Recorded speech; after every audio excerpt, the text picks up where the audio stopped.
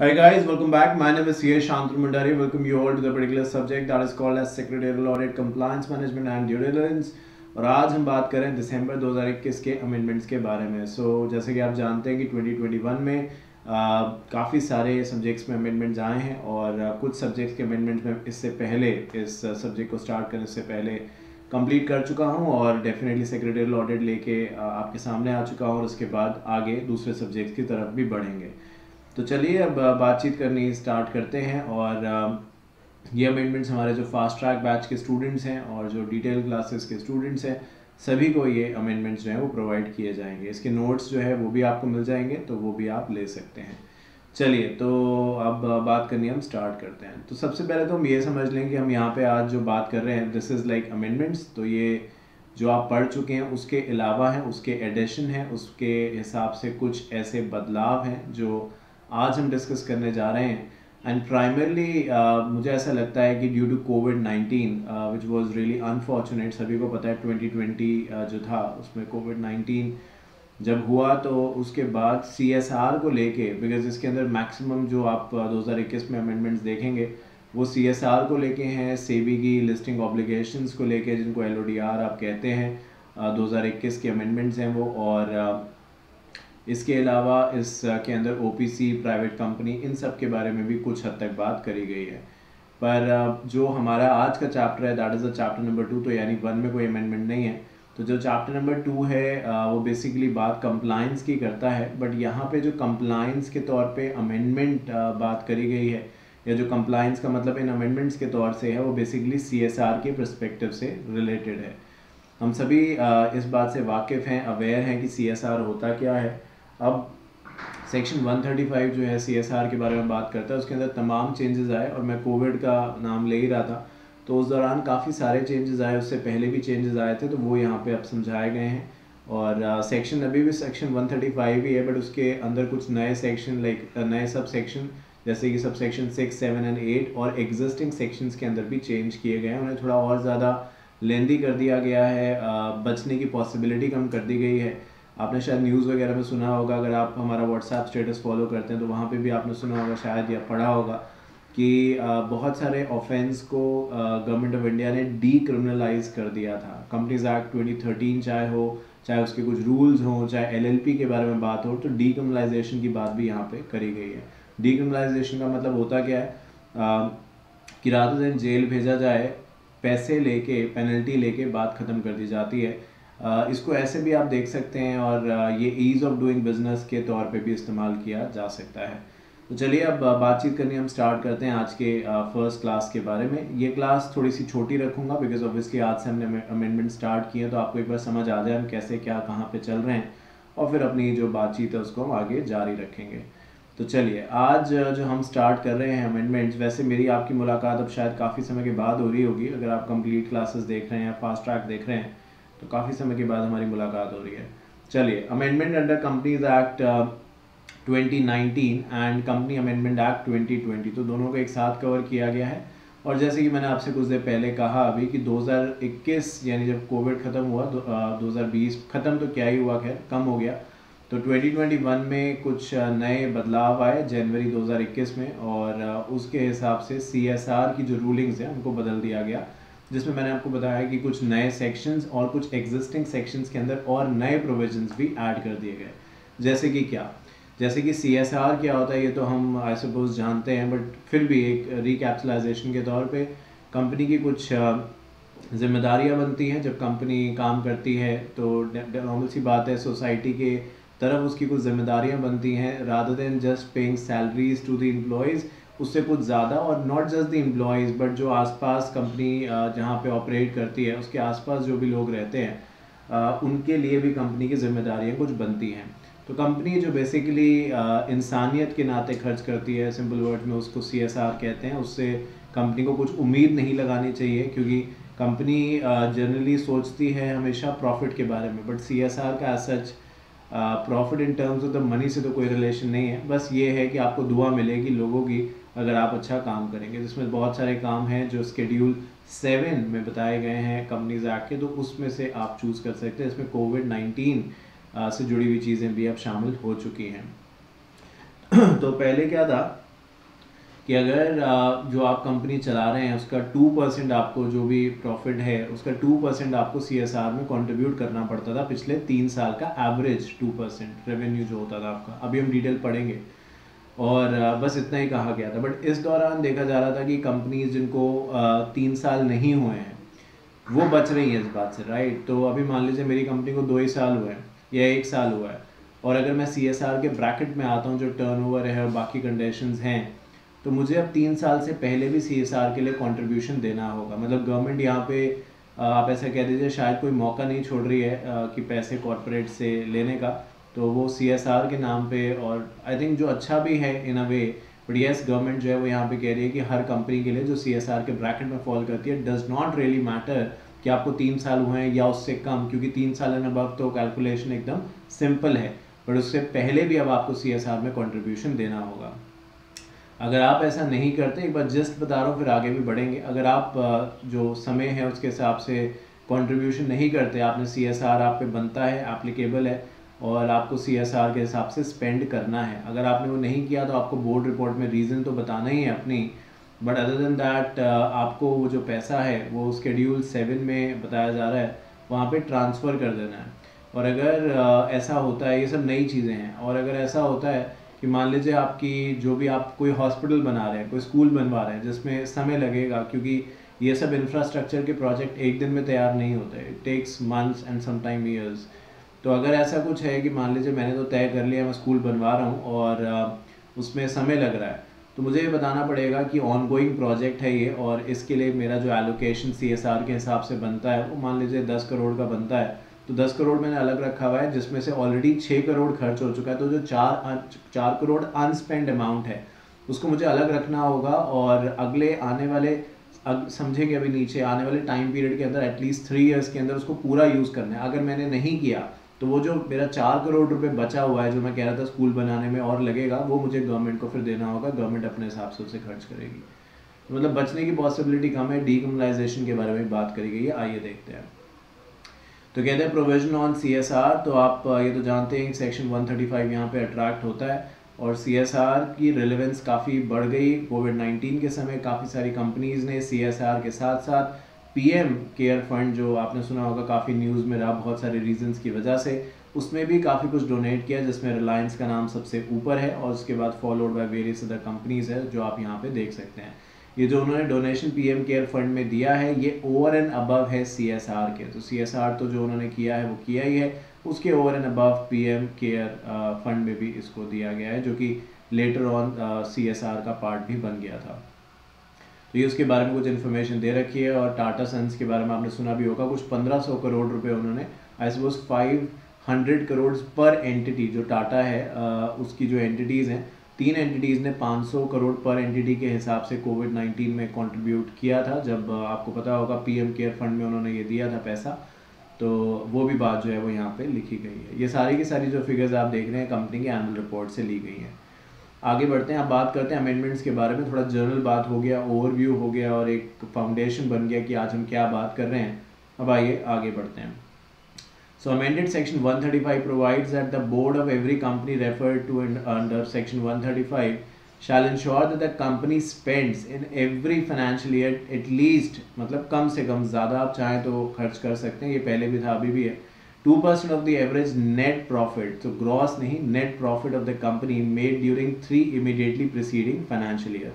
यहाँ तक तो पहले भी था, मतलब this is not the part of amendment। section 135 subsection 5 ये हमेशा से ही कहता है कि जो भी कंपनी है जिस पे CSR के प्रोविजंस एप्लीकेबल होते हैं उसको अपना जो नेट प्रॉफिट है पिछले 3 साल का एवरेज निकाल लीजिए। मान लीजिए कि एक साल में 10 करोड़ है, फिर दूसरे में 5 करोड़ है, फिर तीसरे में 20 करोड़ है, तो 10, 5 और 20 तो कितना हो गया, 10, 5, 20, 35 जो है इसका आप एवरेज निकालिए, डिवाइड बाय 3 करिए, जो भी आएगा उसका 2% निकालिए, उतना आपको CSR में कम से कम देना। समझ रहे ना मेरी बात? 3 साल का नेट प्रॉफिट का एवरेज, और एवरेज जो आया है उसका 2% आपको CSR में कंट्रीब्यूशन के तौर पे देना है मिनिमम। यहाँ तक पहले भी था। अब ये बात तब की है जब आपको 3 साल हो चुके हैं, क्योंकि 3 साल का प्रॉफिट या जो भी हिसाब किताब है वो तो तभी सामने आएगा जब आपके पास 3 साल बीत चुके हैं कंपनी को। अगर 3 साल नहीं बीते हैं तो उसके लिए अब उन्होंने जो प्रोविजन अमेंडमेंट के तौर पे ऐड कर दिया, जिसको मैंने यहाँ पे bold as well as underline किया है, वो ये है, where the company has not completed the period of 3 financial years since incorporation during such immediately preceding financial year in pursuance of the corporate social responsibility policy। तो 3 साल नहीं हुए तो क्या हुआ? अगर गवर्नमेंट कहती है कि आप सोसाइटी में तो काम कर रहे हैं ना, सोसाइटी को अगर आप कोई मैन्युफैक्चरिंग वगैरह कर रहे हैं तो पोल्यूशन तो आपकी कंपनी पहले दिन से कर रही है, तो और वर्कर्स भी पहले दिन से काम कर रहे हैं। तो 3 साल नहीं हुए तो क्या हुआ? जितना समय हुआ उसका प्रॉफिट, नेट प्रॉफिट का हिसाब निकालिए। मतलब वही, अगर मान लीजिए मुझे 2 साल हुए हैं, एक साल में 10 करोड़ फ़ायदा था मुझे और अगले में लेट्स से 5 करोड़, तो 15 करोड़ हुआ। 15 करोड़ का एवरेज निकाला तो आया 7.5, 7.5 का 2%, और जो आता है 2% वो मैंने CSR में देना है। तो मतलब वो वाली बात कि अगर मुझे 3 साल नहीं भी हुए हैं, क्योंकि 3 साल हो गए हैं तो फिर तो पुराने क्लॉज एप्लीकेबल है, उसमें कुछ नया नहीं है कंपनीज़ के लिए। जो नई कंपनीज बन रही हैं और प्रॉफिट कमा रही हैं उनके ऊपर ये कंडीशन एप्लीकेबल है फॉर श्योर। ये बात आप जानते हैं कि CSR, छोटी कंपनीज तो अपने आप को पहले बचाएंगी, CSR तो वो बाद में करेंगी। तो ये कंपनीज उन्हीं पे एप्लीकेबल है जिनका थ्रेशोल्ड जो है वो एक लेवल के बियॉन्ड है, जो आप जानते हैं लिमिट्स के बारे में, उसमें कोई चेंजेस खास नहीं है।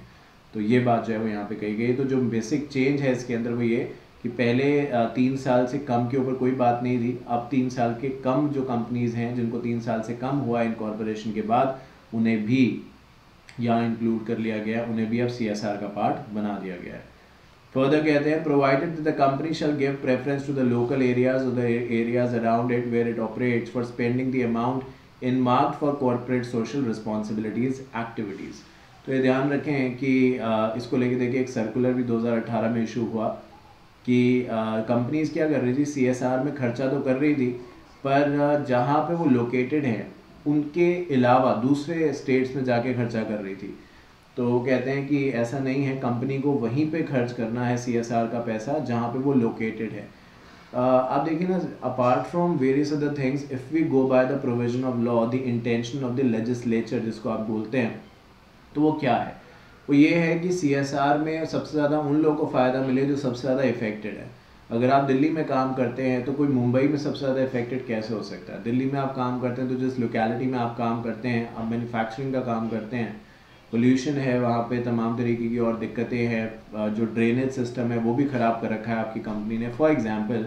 तो सबसे ज़्यादा इफेक्टेड तो वो लोग हैं ना जो उधर के आसपास रहते हैं, उस एरिया में रहते हैं जहाँ पे आपकी मैन्युफैक्चरिंग एक्टिविटीज़ चलती हैं। मुंबई में जो रहते हैं उनको क्या मतलब कहाँ से फ़र्क पड़ता है वो चीज़ों से जो दिल्ली में हो रही है?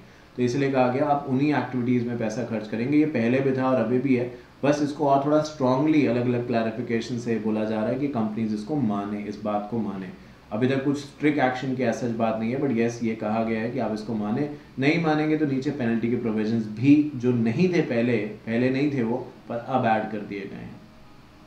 तो कहते हैं, provided further that if the company fails to spend such amount, the board shall in its board report is required to specify the reason for not spending the amount. पहले बस यहीं तक था कि अगर आपने जो CSR बनता है आपका, सिंपल था, देखो कितना कि 3 साल अगर हो गए हैं तो वही फिर अपना निकालो नेट प्रॉफिट पिछले 3 साल का, उसका एवरेज निकालो और उसका 2% CSR पे कम से कम खर्च कर दो।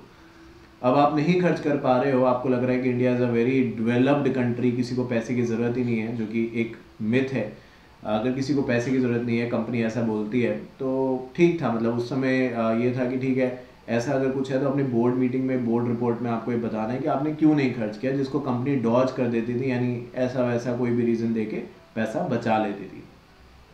गवर्नमेंट को भी ये देखा, क्योंकि मैं ये इसलिए नहीं कह रहा कि यहाँ पे ये लिखी है, मैं आपको अभी एक रिपोर्ट दिखाऊंगा जहाँ पे मैं आपको ये दिखाऊंगा कि कंपनीज जो थी वो बड़ी से बड़ी, टाटा का भी मैं नाम उसमें दिखाऊंगा, उसमें उन्होंने भी पूरा अपना CSR खर्च नहीं किया था। तो वो जो आइडल करोड़ों रुपए था, यहाँ लाखों और हज़ारों में तो बात होगी नहीं, आप जानते हैं, करोड़ों रुपए जो आइडल पड़ा था वो फिर कंपनी के पास ही रह जाता था। तो फिर गवर्नमेंट जो थी वो CSR के ऑब्जेक्टिव को फुलफिल नहीं कर पा रही थी। इसलिए उन्होंने कह दिया कि ठीक है भाई, अगर नहीं होता तो बोर्ड रिपोर्ट में तो आप रीज़न दो ही दो, पर साथ साथ वो ये कहते हैं जितना भी आपका अनस्पेंड पैसा है ना, जो आपसे खर्च नहीं हो रहा, आप कह रहे हैं कि हमें समझ नहीं आ रहा हम CSR में खर्च कहाँ करें, जहाँ देख रहे हैं, मैं एग्जाम्पल के तौर पे बोल रहा हूँ, कंपनी कहती है कि हमें समझ नहीं आ रहा खर्च कहाँ करें, क्योंकि जहाँ भी हम लोगों को देख रहे हैं सब लोग इतना बढ़िया है सब कुछ, और सब कुछ खुश है, सबके पास इतने पैसे हैं, हमें समझ नहीं आ रहा किसको दें, क्या दें। तो गवर्नमेंट बोलती है भाई चिंता मत करो, आप एक काम करो, जितना पैसा आपसे खर्च नहीं हो रहा ना वो आप हमें दो, यानी शेड्यूल 7 में आप ट्रांसफ़र कर दो, और गवर्नमेंट जो है फिर उसका हिसाब किताब देख लेगी। और ये आपको करना है फाइनेंशियल ईयर के ख़त्म हो जाने के 6 महीने के अंदर। मेरी बात समझ रहे हैं मैं क्या कह रहा हूँ? ये पहले नहीं था। पहले ये था कि नहीं हो रहा है, नहीं हो रहा है, वो पड़ा है पैसा, और उसके बाद क्या हुआ क्या नहीं हुआ वो बात की बात है, आप बैलेंस शीट में दिखाते रहते थे, पड़ा रहता था पैसा। पर अब ऐसा नहीं है। अब अगर आपसे खर्च नहीं हो रहा तो आप पहले, अब तो मुझे लगता है खुद ही खर्च कर देंगे, जो कंपनीज है वो कर देंगी खर्च। बट अगर नहीं हो रहा है फिर भी किसी से, तो वो कहते हैं कि ठीक है, जब भी फाइनेंशियल ईयर खत्म हुआ है, जितना पैसा आपसे खर्च नहीं हो रहा है या पूरा ही नहीं हो रहा है, तो आप जिस दिन फाइनेंशियल ईयर खत्म हुआ उसके 6 महीने के अंदर वो पैसा शेड्यूल 7 जो है कंपनीज एक्ट का, जहाँ पे CSR के एक्टिविटीज़ बताई गई हैं, उसमें आप ट्रांसफ़र कर दीजिए और गवर्नमेंट फिर उसको अपने हिसाब से खर्च कर देगी। ये प्रोविज़न बनाया गया है। तो ये एडिशन है, जो ट्रांसफ़र वाली बात है, पहले नहीं थी। इसके बीच में एक और चीज़ भी है। इसके बीच में एक ये चीज़ है कि मान लीजिए आपका जो CSR का अमाउंट बनता है वो 200 करोड़ बनता है, शायद ज़्यादा हो गया 200 करोड़, चलो 50 करोड़ बनता है ना, 50 करोड़ बनता है। वैसे कुछ ज़्यादा नहीं बोला क्योंकि नीचे भी है, बट मैं उसको सिंपल रखना चाहता हूँ। मैं बोलता हूँ कि CSR का मेरा नेट प्रॉफिट ये वो XYZ सब मिला के मेरा आ रहा है 50 करोड़, मुझे खर्च करना है। ठीक है, बड़ी कंपनी है, 50 करोड़ खर्च करना है। 50 करोड़ में से मैंने 30 करोड़ खर्च कर दिया है। और जैसे कि मैंने स्टार्टिंग में भी अभी बताया आपको, मैं एक हॉस्पिटल बनवा रहा हूँ। और जैसे कि आप जानते हैं, इंफ्रास्ट्रक्चर एक्टिविटीज़ कोई भी हो, घर भी बनवाना होता है जिसमें शायद 2 3 4 कमरे हैं, तब भी देखो कितना समय लगता है। तो यहाँ तो हॉस्पिटल बनाने की बात है, तो उसमें भी समय लगेगा। तो उसका जो टर्न अराउंड टाइम है वो बताया जा रहा है कि 2-2.5 साल तो लग ही जाएंगे आराम से, जबकि पैसा आराम से मिल रहा है तब भी, क्योंकि पैसे बहुत बार नहीं मिलते तो कंस्ट्रक्शन बंद हो जाती है। तो पैसा कंपनी के पास है, बट फिर भी जल्दी से जल्दी प्रॉपर करेंगे तो 2-2.5 साल तो कहीं नहीं गए, उतना तो लगेगा ही लगेगा। तो आप ये करते हैं कि जो आपके पास, जैसे मैंने बताया कि 50 करोड़ का आपका CSR बन रहा है, आपने 30 करोड़ रुपए ऑलरेडी खर्च हो चुका है। और जब गवर्नमेंट हिसाब मांगती है, मतलब फाइनेंशियल ईयर खत्म हुआ, आपसे हिसाब पूछा गया, तो आपने कहा भाई 50 में से मेरा 30 तो खर्च हो गया है। अब तो गवर्नमेंट कहेगी जो 20 आपका बचा है ना, जो 20 करोड़, टोटल आपका 50 था, 30 आपने खर्च कर दिया, वो ठीक है। अब ये जो 20 करोड़ बचा है, ये क्या है आपका? ये बेसिकली वो पैसा है जो कि एक अंडर गोइंग प्रोजेक्ट में अभी भी इस्तेमाल हो रहा है। तो गवर्नमेंट क्या बोलती है, इसको आप एक अलग अकाउंट में ट्रांसफ़र कर दो, और अगले 3 साल तक, ध्यान से सुनना, अगले 3 साल तक, यानी जो 50 में से 30 करोड़ खर्च हो गया वो तो हो गया, बट जो अब 20 करोड़ बचा है ना, इसको अपने पास नहीं रखना, इसको एक अलग से अकाउंट में ट्रांसफर करो और अगले 3 साल तक इस 20 करोड़ को खर्च करो उसी प्रोजेक्ट में जो आप अभी हॉस्पिटल के बारे में बात कर रहे थे। अगर नहीं होता तब तक तो ये पैसा भी गवर्नमेंट को दो। ये सब पहले नहीं था। ये जो CSR के रूलिंग्स है ना, ये अभी के, तभी तो हम यहाँ पे अमेंडमेंट्स में बात कर रहे हैं इसके बारे में। तो ये अभी के रूलिंग्स हैं, तो इनको लाइटली ना लें आप। मेरी बात आप समझ रहे हैं मैं क्या कह रहा हूँ? ये बात मैं भले 2 लाइनों के ऊपर इतना बोल चुका हूँ, बिकॉज यही सब नीचे है। और लॉ की लैंग्वेज क्या है कि बहुत बार इजी वर्ड्स में समझना एक अलग है और बुक का इंटरप्रिटेशन एक अलग चलता है। तो अभी जो मैंने आपको बताया है, मैं दोनों ही करूँगा। जो मैंने आपको बताया वो एकदम बहुत आसान लैंग्वेज में बता दिया और आपकी ये जिम्मेदारी, ऑल्दो ये नोट्स आपको मिलेंगे, बट आपकी जिम्मेदारी है कि थोड़े बहुत एग्जांपल्स भी आप लिख लें, क्योंकि मैं सभी कुछ आपको बता रहा हूँ। अब बस चाहिए आपकी तरफ से ये कि थोड़े थोड़े नोट्स आप साइड साइड में बनाते जाएं, क्योंकि कल आप इंटरव्यू के लिए जाएंगे ना, जब ट्रेनिंग के लिए या ट्रेनिंग कर रहे हैं तो जॉब के लिए, क्योंकि CS प्रोफेशनल के बाद प्रैक्टिस जॉब कुछ तो करना ही है। तो ये CSR है, ऑडिट है, सेबी है, NODR एक्सेट्रा, ये ऐसे हॉट टॉपिक्स हैं जो डेफिनेटली आप भी अगर कल CS बनते हैं अपनी कंपनी में, किसी ट्रेनिंग को रखते हैं, तो आप भी ये सवाल पूछेंगे, क्योंकि इसको लेके बहुत डिस्कशन होता है। मैं प्रैक्टिकल लाइफ में आपको बता रहा हूँ। समझ रहे हैं मेरी बात मैं क्या कह रहा हूँ? तो चलिए आइए देखते हैं। Provided further that if the company fails to spend such amount, the board shall in its report made is required to specify the reason for not spending। ये तो पहले भी था। And unless, अब ये दो बातें हैं यहाँ पे, and unless the unspent amount relates to the ongoing project। तो ongoing समझ गए ना, वही हॉस्पिटल बनवाने वाली, चाहो तो लिख लो, हॉस्पिटल बनाने वाला अंडरगोइंग प्रोजेक्ट है, ऑनगोइंग प्रोजेक्ट है। तो 50 करोड़ में से मेरे 30 करोड़ वहाँ खर्च हो गए, बट 20 अभी भी खर्च होने बाकी हैं, तो वो मैं अभी ट्रांसफर गवर्नमेंट को नहीं दूंगा, क्योंकि वो तो मैं काम चला रहा हूँ ना। पैसा किसी को फेंक के थोड़ा आ जाऊंगा कि ये लो भाई, मुझे तो गवर्नमेंट ने बोला है कि बस खर्च आज ही करना है, ऐसा तो नहीं होगा ना। तो जो अनस्पेंड है उसको अलग रखिए फिलहाल के लिए। फिलहाल हम जो बात कर रहे हैं वो ये कि अगर आपसे खर्च नहीं हो रहा तो आप पहली बात तो रिपोर्ट अपनी बताइए बोर्ड रिपोर्ट में क्यों आप खर्च नहीं कर पाए, और जो पूरा का पूरा पैसा आपका 50 करोड़ है, मान लीजिए आपने कुछ नहीं खर्च किया या उसमें से थोड़ा कर दिया है और थोड़ा बाकी है, बट वो अब किसी प्रोजेक्ट में नहीं लगना। मेरी बात समझ रहे हो? दो बातें हैं, एक तो ये है कि 50 करोड़ में मैंने 20 करोड़ खर्च कर दिया, 30 करोड़ अभी पता नहीं, सोचा नहीं कहाँ खर्च होना है, एक ये है। दूसरा जो है, जो वो वाली बात है जो मैंने अभी हॉस्पिटल का बताया कि 50 में से 30 करोड़ खर्च हो गया, बट 20 और अभी हॉस्पिटल में लगेगा, सो आई एम क्लियर कि मैं यही खर्च करने वाला हूँ। जबकि पहले एग्जाम्पल में आई एम नॉट श्योर कि जो बाकी बचा है वो कहाँ जाने वाला है। तो कहते हैं कि जो पूरा पैसा आपका बचा है, जो अनस्पेंड है विदाउट एनी पर्टिकुलर ऑब्जेक्टिव, वो कहाँ जाएगा, स्केड्यूल 7 के हिसाब से आप ट्रांसफर करिए। और ये कब तक आपको करना है, जिस दिन भी फाइनेंशियल ईयर खत्म हो रहा है, ऑब्वियसली 31 मार्च को, उसके 6 महीने के अंदर ये आपको देना है स्केड्यूल 7। स्केड्यूल 7 है क्या, स्केड्यूल 7 आप चाहें तो देख लीजिए, कंपनीज एक्ट 2013 में ये CSR के बारे में, जहाँ जहाँ हम CSR का पैसा खर्च कर सकते हैं उसके बारे में बात करता है। तो ये कुछ एडिशंस था इस सेक्शन के अंदर, सेक्शन 135 सब सेक्शन 5 के अंदर। अब 3 नए सबसेक्शंस ऐड कर दिए गए हैं जो कि पहले नहीं थे। अगर आप ओरिजिनली कंपनीज एक्ट उठा के देखेंगे 2013 का, तो उसमें ये आपको नहीं मिलेगा। तो वो कौन कौन से हैं, सबसेक्शन 6, सबसेक्शन 7 एंड सबसेक्शन 8। ठीक है, ये 3 नए सबसेक्शंस यहाँ पे ऐड करे गए हैं। अब ये क्या है नए सबसेक्शंस, आइए उसके बारे में बात करते हैं। पहले हम देखते हैं सेक्शन 135 सबसेक्शन 6, थोड़ा सा पढ़ते हैं। ऑल्दो मैं ये बता चुका हूँ आपको, बट अब मैं एक बार दोबारा से इसको आपके लिए समझाने की एक और एग्जाम्पल से कोशिश करूँगा इफ़ रिक्वायर्ड। तो कहते हैं, ऑलरेडी अंडरलाइन है तो मैं अंडरलाइन नहीं कर रहा, बट साथ साथ पढ़ता जा रहा हूँ। अंडरलाइन मैंने इसको इसलिए किया हुआ है, बोल्ड इसलिए किया हुआ है क्योंकि ये नया है। ठीक है, आगे भी हम यही पहचान रखने की कोशिश करेंगे कि जो चीज़ पहले भी थी वो नॉर्मल है। जैसे कि आप यहाँ पे देख रहे हैं, तो यहाँ पे कोई मैंने अंडरलाइन नहीं किया इन सब पे, बट कहाँ से, अनलेस से अंडरलाइन करना स्टार्ट किया बिकॉज वो अमेंडमेंट के तौर पे ऐड हुआ है। आप पहले भी देख लीजिए, जितने भी ऊपर मैंने पेजेस अभी रखे हैं, तो देखिए आप यहाँ पे भी अंडरलाइन जो हो रही है ना चीज़ें, वो नई ऐड हुई हैं, वो अमेंडमेंट्स हैं। जो इससे पहले हैं वो तो पहले भी थे, बट इतनी 3 लाइन तो मैं नहीं बता सकता ना, मुझे बैकग्राउंड में तो जाना ही होगा। और आप भी जब एग्जाम में समझाएंगे तो आप सिर्फ अमेंडमेंट थोड़े, आपको पूरी शुरू से बात लिखनी पड़ेगी। CSR का अगर एग्जाम में आता है तो ये थोड़े लिख दोगे CSR सेक्शन 135 सब सेक्शन 6 नया, पहले CSR बताओगे ना क्या है, तो वही मुझे भी करना पड़ रहा है। तो आपको एग्जाम ओरिएंटेड अप्रोच से समझा रहा हूँ जिससे कि आपको पूरा फायदा मिल सके। चलिए, तो कहते हैं एनी अमाउंट रिमेनिंग अनस्पेंड, ठीक है, personal to the ongoing project. अब ऑनगोइंग प्रोजेक्ट समझ रहे हो ना, वही वाली बात जो हम कह रहे थे कि हॉस्पिटल बनाना है, खर्चा आएगा 50 करोड़ का, मैंने ऑलरेडी 30 करोड़ इस हॉस्पिटल में खर्च कर दिए हैं, 20 करने बाकी हैं, और मैं श्योर हूँ कि मैं इसी में खर्च करने वाला हूँ। तो मेरे दिमाग में कोई दूसरा ऑप्शन नहीं है, कोई कन्फ्यूजन नहीं है, उसको लेके ये सबसेक्शन है।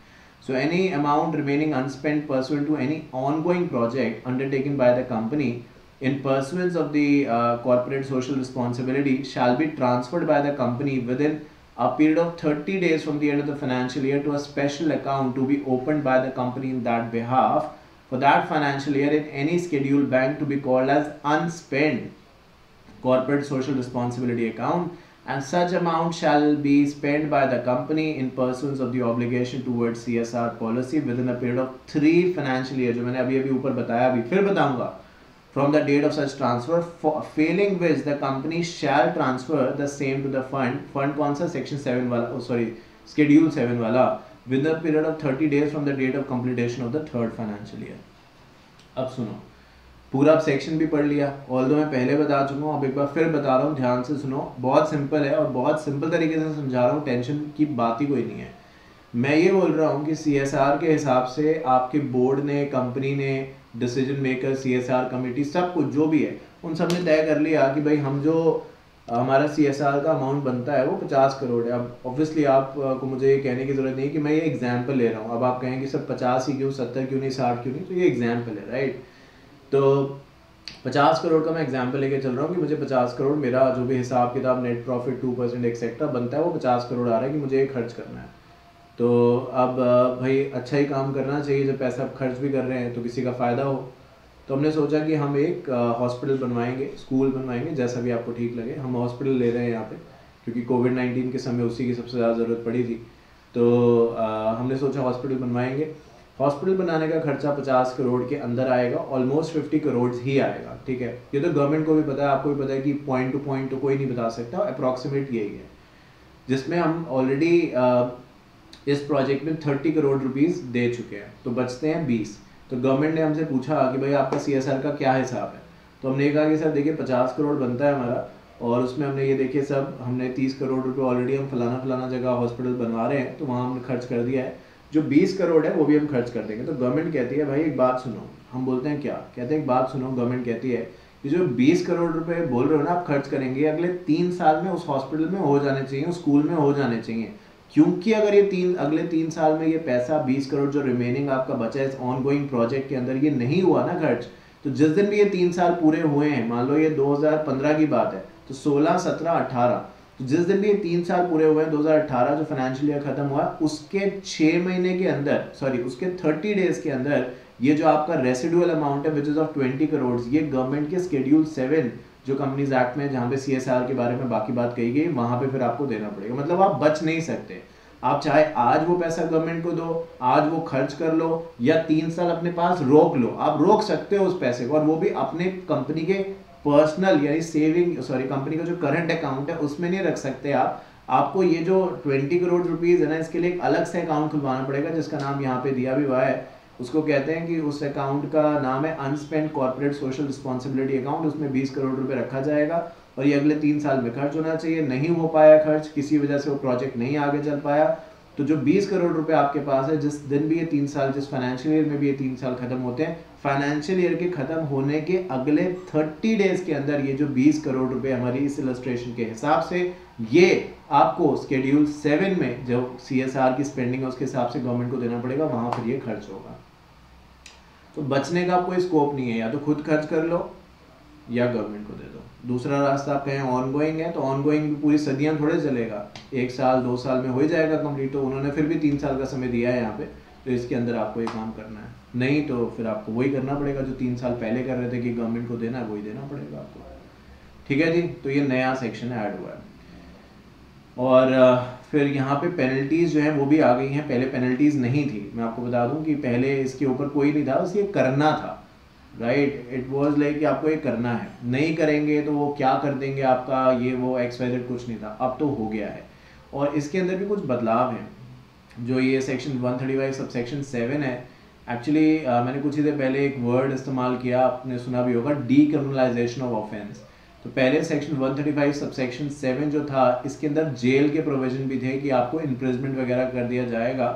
दिखा ना, देखो इम्प्रिजमेंट, ये वर्ड दिख रहा है ना आपको। जब ये डीक्रिमिनलाइजेशन की बात करते हैं ना, तो ये इम्प्रिजमेंट जैसा शब्द हट जाएगा। पेनल्टी बढ़ गई हैं, पेनल्टी उन्होंने दुगनी कर दी है इससे। पहले पेनल्टी कितनी थी, 50,000 से लेके 25 लाख रुपए तक की, अब पेनल्टी करोड़ों तक पहुंच गई है, पर आप जेल नहीं होगी। ये एक बात है। अब इसको जो गवर्नमेंट बोलती है, मैं वही बोलूँगा, क्योंकि सही नहीं है मैं अपना पॉइंट ऑफ व्यू यहाँ पे कुछ अलग से बोलूँ, बट ये डेफिनेटली ज़रूर है कि गवर्नमेंट इसको ईज़ ऑफ डूइंग बिजनेस का नाम देती है, और जो कि ये दर्शाता है कि आप डेफिनेटली इंडिया में अगर लॉ आपसे ब्रेक हो जाता है तो आपको जेल नहीं जाना पड़ेगा, पैसे आप देके फाइन भर के आप बच सकते हैं। This is the little interpretation of this section, but मैंने सेक्शन का आप देखेंगे पूरा काट दिया है, वो इसलिए क्योंकि बताने के लिए कि ये पहले था, अब ये डीक्रिमिनलाइज हो गया, तो इसका पूरा प्रोविजन बदल चुके हैं। तो पहले क्या था कि 25,000 से लेके, अब आप देख ही लीजिए, यहाँ पे कहा गया है कि कोई भी ऑफिसर अगर या कंपनी जो भी है गड़बड़ करेगी ये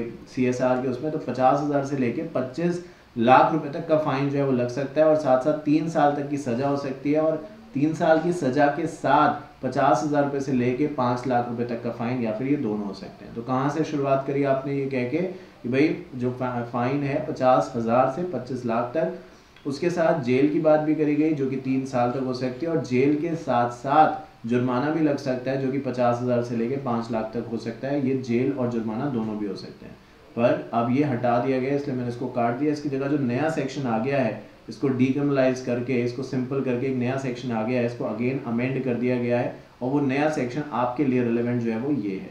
पढ़ा इसलिए दिया जिससे कि कहीं आप वो पढ़ें तो आप कहें सर ने तो ये पढ़ाया, तो अगर आप पहले वाला पढ़ेंगे तो वो बदल चुका है, अब ये वाला है जिसके अंदर अभी हम पढ़ेंगे तो आप खुद ही रियलाइज करेंगे कि जेल का कोई प्रोविजन है ही नहीं। पेनल्टी डबल कर दी है वो ठीक है, बट जेल का कोई प्रोविजन नहीं है। तो if the company is in default, the company shall be liable to a penalty of twice the amount required to be transferred to the company to the fund or the unspent corporate social responsibility account as the case में भी अभी समझाऊंगा। ये सब नया है, पहले नहीं था। और 1 crore whichever is less, and इसके अलावा और भी है, मतलब कंपनी में तो जुर्माना जो लगेगा वो लगेगा ही, अभी कितना क्या है वो समझा देता हूँ। दुगना है ये आप देख ही रहे हैं, पर अब कंपनी के साथ साथ उसके ऑफिसर पे भी जुर्माना लगेगा जो कि 1/10 होगा जितना भी अमाउंट आपको ट्रांसफर करना था, या 2 लाख रुपए whichever is less। तो आप देखिए कि जेल की बात यहाँ पे कहीं नहीं है, और शायद इसी को जैसे कि मैंने कहा डीक्रिमिनलाइजेशन कहते हैं। तो अब क्या है फाइनल पेनल्टी के जो प्रोविजन है सेक्शन 135 सब सेक्शन 7 में, वो ये कहते हैं कि भाई देखो अगर आपको CSR में बात करके तो आ ही चुके हैं, बट चलो फिर भी अगर आपको CSR के हिसाब से 20 करोड़ रुपए देना था, मैं एग्जाम्पल ले रहा हूँ, ठीक है, तो इसका दुगना कितना हुआ 40 करोड़। 40 करोड़ आपको या तो देना पड़ेगा, या अगर 20 करोड़ आपको देना था और इसमें से आप 15 करोड़ ऑलरेडी खर्च कर चुके हैं, जो 5 करोड़ है वो आपने गवर्नमेंट को नहीं दिया, तो 5 करोड़ का दुगना कितना हुआ 10 करोड़ या 1 crore, which ever is less, which ever is less. तो ये अच्छी बात है कि विच एवर इज लेस का वर्ड इस्तेमाल किया गया, विच एवर इज मोर का नहीं किया गया। समझ रहे हैं मेरी बात में क्या कह रहा हूँ? देखो ना यहाँ पे क्या लिखा है, कहते हैं if the company shall be liable to the penalty of twice the amount required to be transferred by the company। तो कितना कंपनी ने अगर 20 करोड़ ट्रांसफर करना था, उसका ट्वाइस कितना हुआ 40 करोड़, ठीक है। और द अनस्पेंड मैंने बताया कि 20 में से आपने 15 खर्च कर दिया, तो अनस्पेंड कितना बचा 5 का दोगुना कर दो कितना हुआ 10। तो पहले में था 40, फिर आया 10 और 1 crore which ever is less. तो इन तीनों में कितना हुआ, एक में आ रहा है 40, एक में आ रहा है 10 करोड़ और एक में 1 करोड़ आखिरी में, तो विच एवर इज लेस मतलब 1 करोड़ रुपए की पेनल्टी आपको यहाँ पे मैक्सिमम जो है वो देनी पड़ेगी। मतलब आप मान के चलिए कि इस इलस्ट्रेशन के हिसाब से जो 1 करोड़ है वही सबसे ज़्यादा पेनल्टी यहाँ पे बनती है। पर इसके साथ साथ मतलब ये कंपनी पे लग रही है पेनल्टी, इसके अलावा हर वो ऑफिसर जिसकी जिम्मेदारी थी so called as officer in default, जिसमें मल्टीपल लोग आएंगे आ सकते हैं, उनके लिए कहा गया है कि उनको भी जुर्माना जो है वो भरना पड़ेगा। जेल नहीं जाएंगे, जुर्माना उनको भी भरना पड़ेगा। कितना भरना पड़ेगा? अब यहाँ पे ट्वाइस नीचे से ऊपर क्या था, अगर हम 20 करोड़ लेके चल रहे थे तो हम डबल कर रहे थे ना ऊपर। अब पर जो एम्प्लॉयज़ की बात आती है तो इसका 1/10 कितना हुआ, 20 करोड़ का 1/10 कितना हुआ 2 करोड़। और अगर अनस्पेंड देखा जाए कि 20 में से मैंने 15 करोड़ खर्च कर लिए, तो अनस्पेंड कितना बचा 5 का 1/10 कितना हुआ भाई, 5 करोड़ का 1/10 हुआ 50 लाख। तो 2 करोड़ या फिर 50 लाख या 2 lakh which ever is less. तो यहाँ पे आपको 2 लाख रुपए देने पड़ेंगे उस एम्प्लॉय को, और अगर एक से ज़्यादा एम्प्लॉय रिस्पॉन्सिबल है तो हर एम्प्लॉय को। तो उस तरीके से एम्प्लॉय मतलब ऑफिसर इन डिफॉल्ट जिसको आप बोलते हैं। तो इस तरीके से ये प्रोविजन यहाँ पे बना दिए गए। तो आप देखिए पहले के मुकाबले फाइन की पॉसिबिलिटी डेफिनेटली ज़्यादा है, क्योंकि यहाँ पे 1 करोड़ तक की बात तो करी गई है, जो कि हमारे एग्जाम्पल के हिसाब से 1 करोड़ बन ही जाएगा।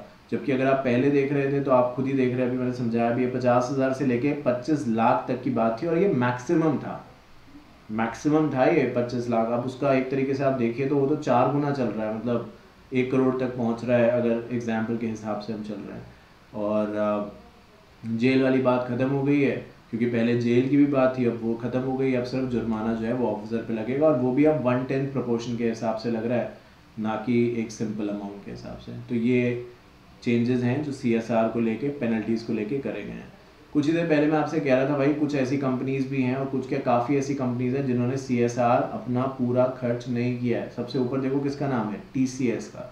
कितना बनता है 542 करोड़, खर्च कितना किया, इतना। डेफिसिट हुआ कि नहीं हुआ?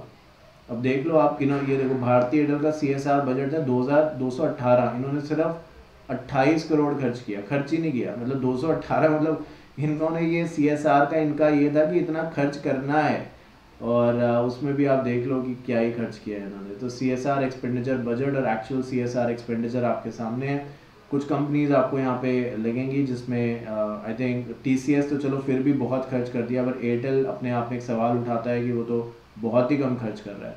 तो ये एक रिपोर्ट है जो मुझे मिली, तो मैं आपको दिखा दूँ जिससे कि आपको रियलाइज़ हो जाए जो गवर्नमेंट ने कानून बनाया। LIC देखो तो गवर्नमेंट की है, तो उसका ये हाल है कि 51 बनता था, उसने खुद ही 7 करोड़ किया है। तो गवर्नमेंट की एंटिटी भी यहाँ पे डिफॉल्ट करती हुई नजर आ रही है। BPCL भारत पेट्रोलियम ने भी ऑलमोस्ट 50% के आसपास ही खर्च किया है, 311 बनता है तो 166 ही खर्च किया है। ऐसी तमाम कंपनीज जिन पे आप एक बार चाहें तो नज़र डाल सकते हैं। जी एंटरटेनमेंट भी एक है। समझ में आ रहा है? ये सारा का सारा एस इक्विटी के सौजन्य से, सोर्स से हमें प्राप्त हुआ है, वहाँ से लिया हमने। तो चलिए आज के लिए इतने। आप कहेंगे अरे सर इतना छोटा पार्ट, तो भाई फर्स्ट पार्ट है ना। अब आपको समझ में आ गया होगा कि हम यहाँ पे क्या बात कर रहे हैं, कैसे बात कर रहे हैं। तो आने वाली क्लासेस के अंदर अपनी जो ड्यूरेशन है वो भी बढ़ाएंगे, कंटेंट का कवरेज भी और बढ़ाएंगे, और डेफिनेटली आराम से चीज़ों को करते जाएंगे।